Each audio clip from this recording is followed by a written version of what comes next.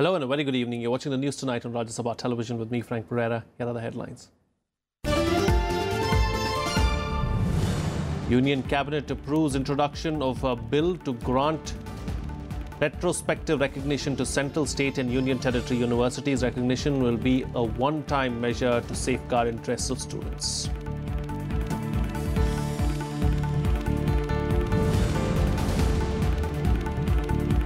Markets rejoice over India's significant jump in World Bank's ease of doing business list. Both Sensex and Nifty soared to record closing highs.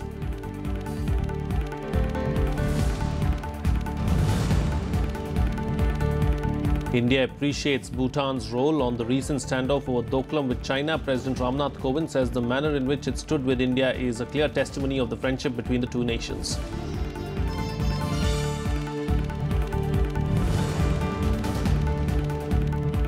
And a terror attack in New York kills 8 people and leaves dozens of people injured. Suspect was a 29-year-old Uzbek national who drove a rented truck that mowed down people on a cycle path in Lower Manhattan.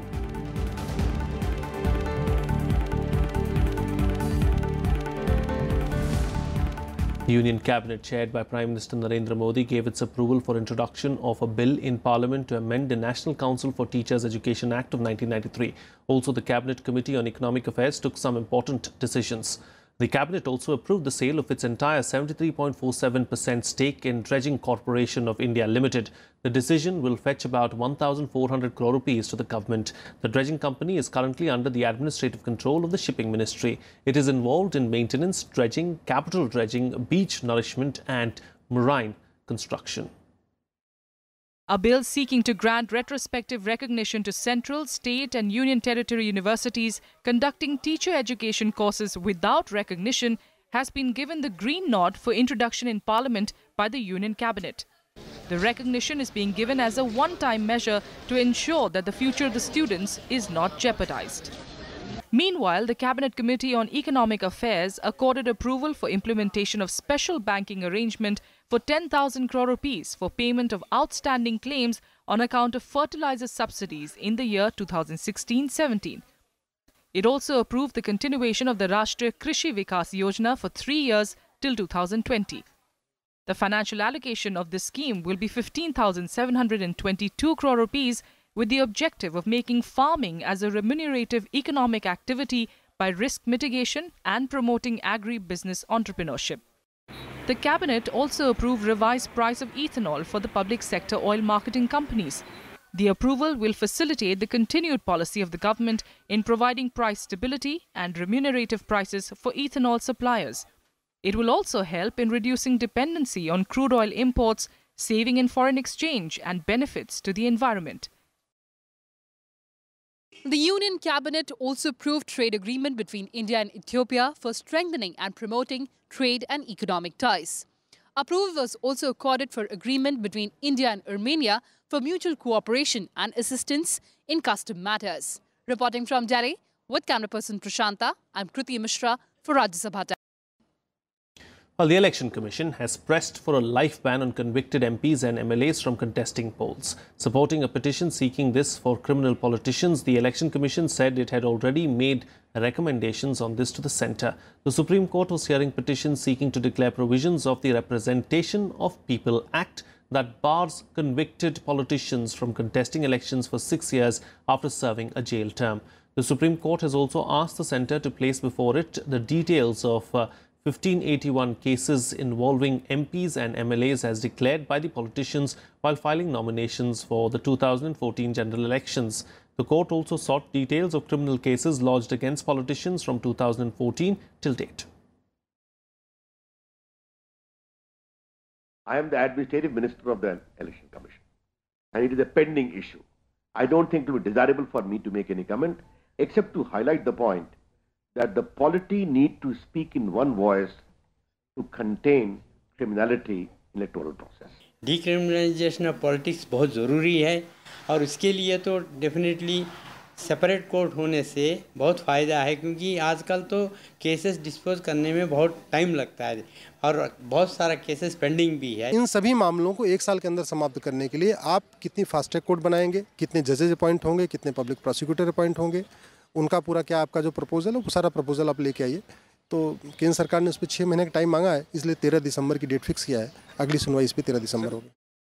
Moving on to some other big news of the day now, India praised Bhutan's role on the recent Doklam conflict with China. President Ramnath Kovind, who met Bhutan's King Jigme Wangchuk in Delhi on Wednesday, said that the manner in which both India and Bhutan stood together in the Doklam area is a clear testimony to our friendship. The Bhutan king is on a 4-day visit to India for consultations on security, defence and economic issues. The royal couple met President Ramnath Kovind at Rashtrapati Bhavan. Both leaders discussed the recent happenings on the India-China border and the future course of relationship between the two countries. The Bhutanese king was personally involved in resolving issues emanating during Doklam situation. The king met Prime Minister Narendra Modi at his official residence. The Prime Minister hosted dinner for the visiting dignitary who had earlier held meetings with Foreign Minister Sushma Swaraj. He is scheduled to meet Finance Minister Arun Jaitley and Defence Minister Nirmala Sitharaman on Thursday.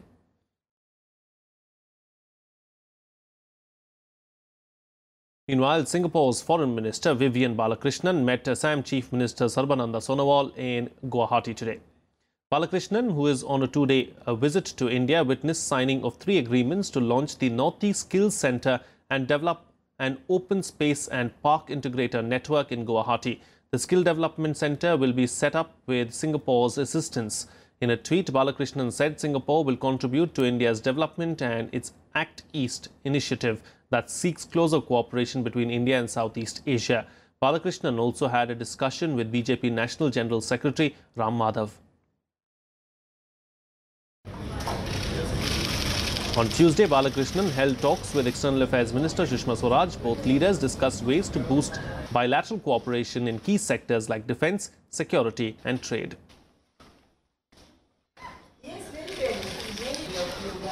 Well, powered by India's significant jump in the World Bank's ease of doing business report, markets soared to a record high today. Both the Sensex and Nifty ending at record closing highs. Benchmark BSE Sensex zoomed over 387 points to close at a fresh lifetime high of 33,600. The broader 50-issue NSE Nifty breached the 10,450 mark for the first time to hit a new intraday peak at 10,451.65 by gaining 67.85 points.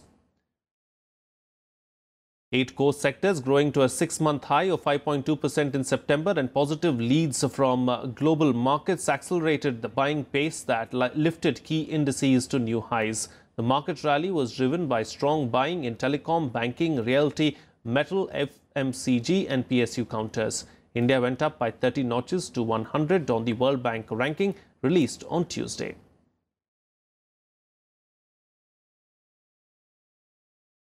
Well, in other news now, Congress Vice President Rahul Gandhi played down India's steep promotion in the World Bank rankings on ease of doing business by saying everyone knows the truth. Here's a report on this campaign in Polbound, Gujarat.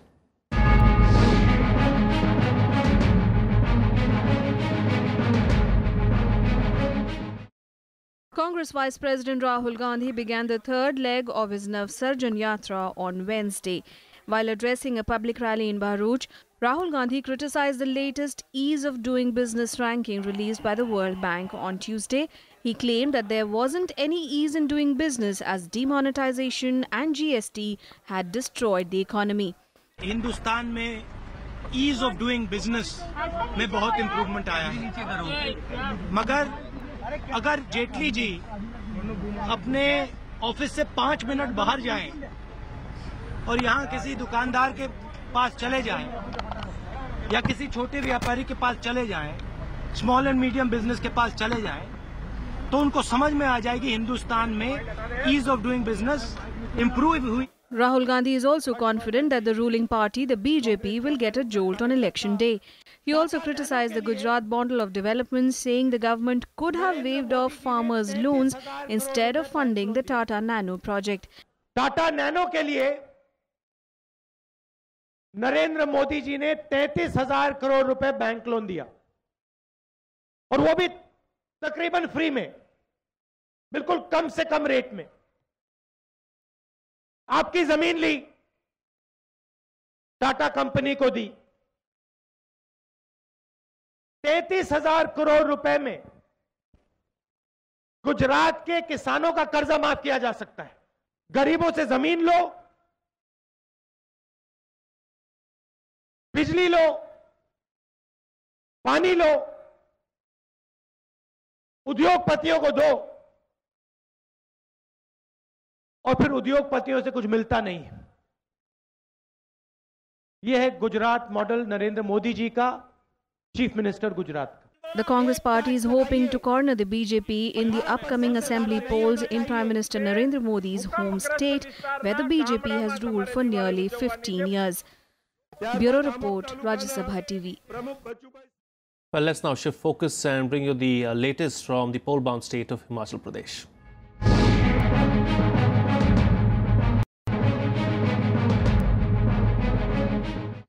Campaigning in the state intensified, with top BJP leaders raising their poll pitch in key constituencies. BJP President Amit Shah addressed a rally in Mandi on Wednesday, where he targeted the ruling Congress in the state. Exuding confidence that the BJP will win the hill state, Amit Shah said Himachal Pradesh would witness not a wave but a BJP tsunami. पर मकानों पर चोटियों पर विकास की हवा हिमाचल के balloon के अंदर भाजपा भरने का भरसक प्रयास करती है। अगले 5 साल में कांग्रेस आकर भ्रष्टाचार का छेद कर कर हवा निकालने का काम कर देती। मगर इस बार एक ऐसी सरकार बनाइए कि 20 साल तक कांग्रेसियों को स्वप्न न आए कि हिमाचल के अंदर हमारी सरकार कभी बन सकती है। 2014 से मोदी जी के नेतृत्व में भाजपा का विजय रथ घूमते घूमते घूमते अब हिमाचल और सिराज में आकर यहां पर आज खड़ा हो गया।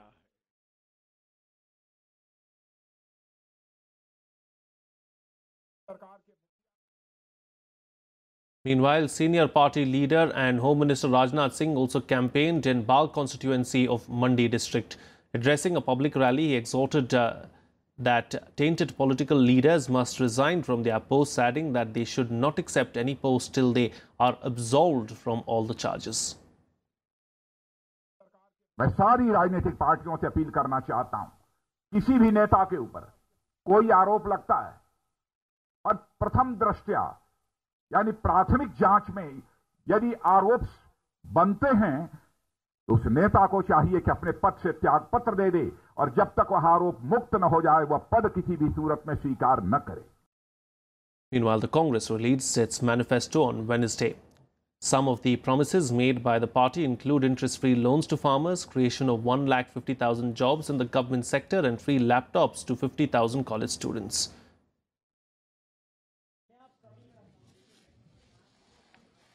The party has also promised to restore the pre-2004 pension scheme, regularize contractual employees after 2 years, enhance daily wages and social security pension, as well as appointing an anti-corruption grievances commissioner. Decentralization of administrative and financial powers down to panchayat level, as well as continuation of food subsidy scheme to control price rise are some other promises that find mention in the Congress manifesto.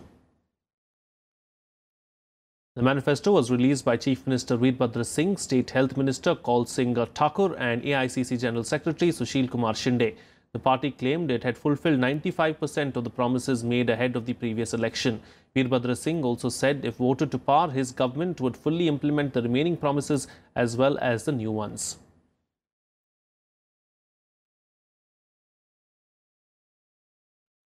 हमारा जो manifesto है वो बहुत आगे है, हर चीज़ में आगे है।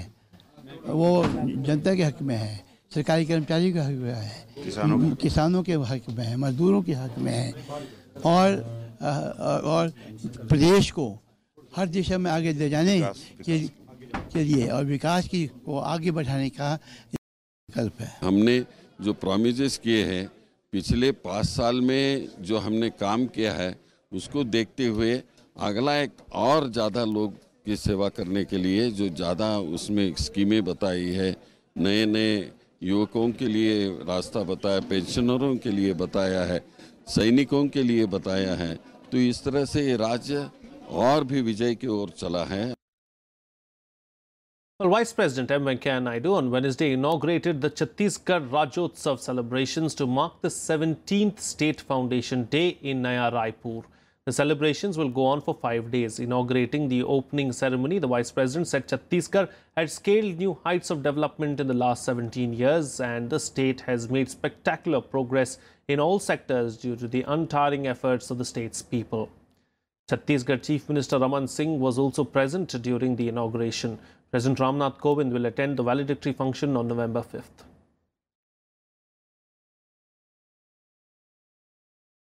Well, Defence Minister Nirmala Sitharaman inaugurated the Goa Maritime Conclave 2017 on Wednesday. Speaking on the occasion, the Defence Minister voiced concern over increased militarization and extra-regional nations maintaining a near-permanent presence in the Indian Ocean region.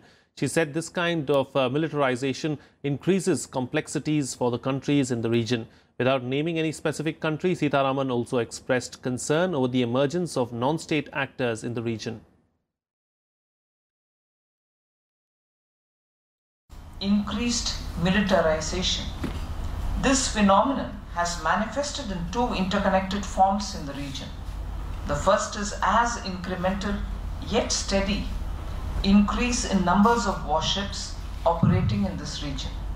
We have also witnessed extra-regional nations maintain a near-permanent presence within the region on one pretext or the other. In order to sustain such a presence through operational turnarounds, these countries, which are extra-regional, are creating naval outposts as well as dual-use infrastructure in the region. This sort of militarization increases the complexities for countries of this region. The first of its kind, the Goa Maritime Conclave is aimed to address the maritime challenges in the region. It was attended by naval chiefs and heads of maritime security agencies from 10 countries including Bangladesh, Indonesia, Maldives, Malaysia, Mauritius, Myanmar, Seychelles, Singapore, Sri Lanka and Thailand. Well, the CBI has filed its charge sheet in the Vyapam scam, giving a clean chit to Madhya Pradesh Chief Minister Shivraj Singh Chauhan. The charge sheet has been filed against 490 people in the Court of Special Judge in Bhopal. The accused include 3 Vyapam officials. The agency has said there is no truth in the allegations that the data files seized by the Madhya Pradesh police from the accused have been tampered with. The CBI said that a detailed forensic analysis showed that there was no mention of the word CM in the hard drives recovered. The case pertains to wrongdoing in the 2013 pre-medical test in Madhya Pradesh. The CBI alleged that racketeers arranged solvers for MBBS aspirants. Congress leader Digvijay Singh and whistleblower Prashant Pandey had alleged that data files found from the accused in the case were tampered.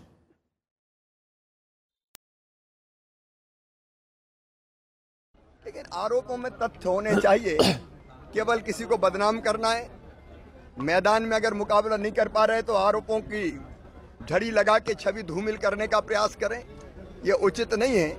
और अंततः जो सत्य होता है वही प्रकट होता है। कि सुप्रीम कोर्ट ने सीएम को क्लीन चिट दी, तो एक घोटाले में कितनी बार क्लीन चिट मिलेगी? किसी भी अदालत ने, जिसमें भोपाल की अदालत भी शामिल है, और व्यापम घोटाले को लेकर कई अदालतों में जो जिलों में प्रकरण चल रहे हैं, जब छोटी अदालतों ने मुख्यमंत्री को क्लीन चिट नहीं दी तो सीबीआई क्लीन चिट देने वाली कौन? Let's now get you a roundup of all the other news from across the country and nationwide. The price of non-subsidized cooking gas LPG has been increased by 93 rupees per cylinder from today. It will now cost 742 rupees in Delhi as against 649 previously. 759 rupees 50 paise in Kolkata, 718 rupees 50 paise in Mumbai and 750 rupees in Chennai. The price of subsidized LPG has been increased by around 4 rupees 50 paise per cylinder.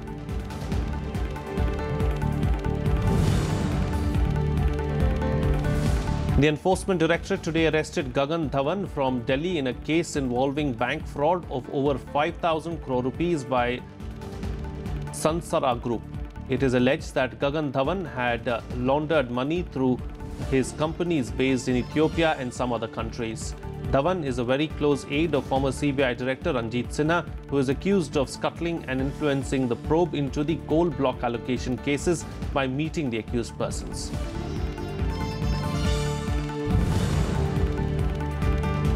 At least 16 persons have been killed and scores injured after a boiler blast in a state-run NTPC power plant in Raebareli in Uttar Pradesh. The number of dead and injured could rise as most of the injured have suffered burns. Reports say a boiler pipe burst in the power generating unit in the plant, which is nearly 30 years old. The plant, with 5 units of 210 megawatts each, started generating power in 1988.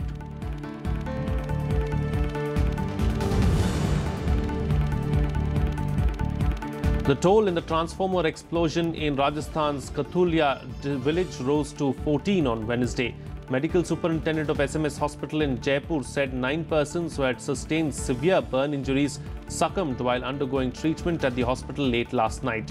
Rajasthan Chief Minister Vasundhara Raje has ordered a high-level probe into the incident. It's time for a short break now, but news and updates will continue on the other side. Stay tuned. We'll be right back.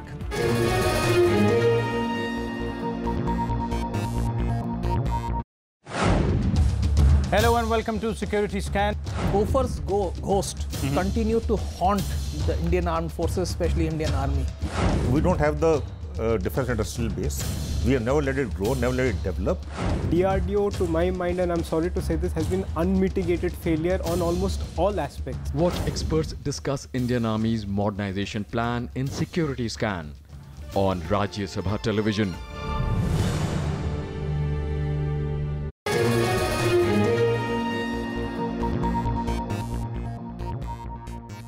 Welcome back. You're watching Rajya Sabha television. Well, at least 8 people were killed and 11 others injured. A gunman in a truck plowed through a busy bicycle path near the World Trade Center Memorial in Lower Manhattan area in New York City. The suspect has been arrested. President Donald Trump has ordered more robust extreme vetting of travelers coming into the US. The attack is being dubbed as the worst in New York since 9/11. In one of the deadliest terror attacks since the 9/11 strike, 8 people were killed and dozens injured in a truck attack in New York on Tuesday. The incident took place when a 29-year-old man in a rented truck mowed on people on a cycle path in Lower Manhattan.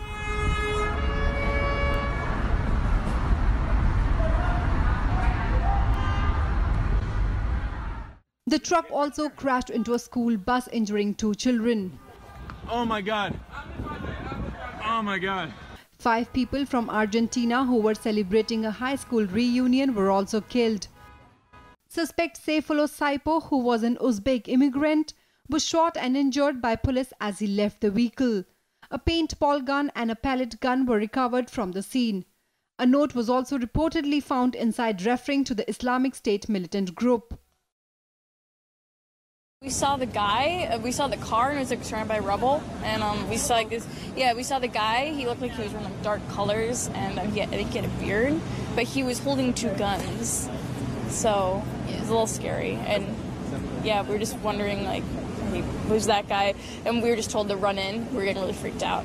I don't know, we've been through 9/11, so, I mean, but now this truck thing and the cars, using cars against people, I mean, I walk up that road every day, you know, to go to wherever, and it's, I mean, you just have to be very, very careful and vigilant all the time. After the collision, the driver of the truck, a 29-year-old male, exited the vehicle brandishing 2 handguns. A uniformed police officer assigned to the 1st Precinct confronted the subject and shot him in the abdomen. The subject was wounded and transported to a local hospital. A paintball gun and a pellet gun were recovered at the scene. US President Donald Trump ordered the Department of Homeland Security to step up vetting measures after the attack. In a series of tweets, he said that the attack was engineered by a very sick and deranged person. Meanwhile, the Federal Bureau of Investigation joined the New York City Police Department in the investigations. This was an act of terror, and a particularly cowardly act of terror aimed at innocent civilians, aimed at people going about their lives who had no idea of what was about to hit them. The attack took place hours before an annual Halloween parade was to take place in Lower Manhattan. that would be packed with thousands of people in costumes. Bureau Report, Rajya Sabha Television. Well, another international news now. Spain's top criminal court has summoned Catalonia's ex-president Carles Puigdemont for questioning. The summons came hours after Puigdemont appeared in Brussels, insisting he remained the legitimate president of a region now under Madrid's direct rule. The National Audience in Madrid, which deals with major criminal cases, summoned Puigdemont and 13 other former members of his administration to appear on Thursday and Friday. They will then be placed under formal investigation. Spain's chief prosecutor has already said that charges of rebellion, sedition and misuse of public funds have been brought against the Catalan leaders, with rebellion punishable by up to 30 years in prison. 54-year-old Puigdemont, who went to Belgium, has said he would return only if he has the guarantee that legal proceedings would be impartial. However, if Puigdemont fails to appear in court as requested, Spanish prosecutors could order his arrest. Here's a roundup of the other news from across the world in Global Buzz. Japan's parliament formally re-elected Shinzo Abe as Prime Minister on Wednesday after his party's crushing election victory. MPs voted by a huge majority to reinstall Abe after his conservative Liberal Democratic Party swept to a two-thirds majority on October 22nd. In the 465-seat lower house, Abe won 312 votes from the conservative ruling bloc. In the 242-seat upper house, Abe won a majority vote of 151 votes. 63-year-old Abe has now become the country's longest-serving premier.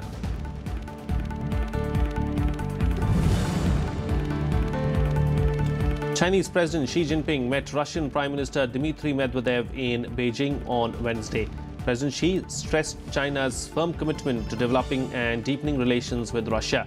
Medvedev also met Chinese Premier Li Keqiang at the Great Hall of the People.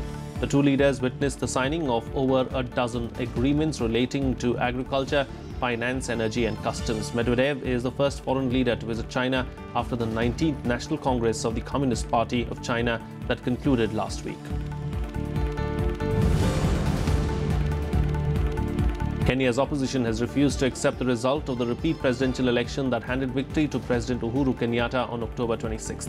National Super Alliance leader Raila Odinga said in Nairobi on Wednesday that the repeat polls were not independent, fair and democratic and did not accord with the constitution. The opposition will continue to hold peaceful protests and express political appeals across the country.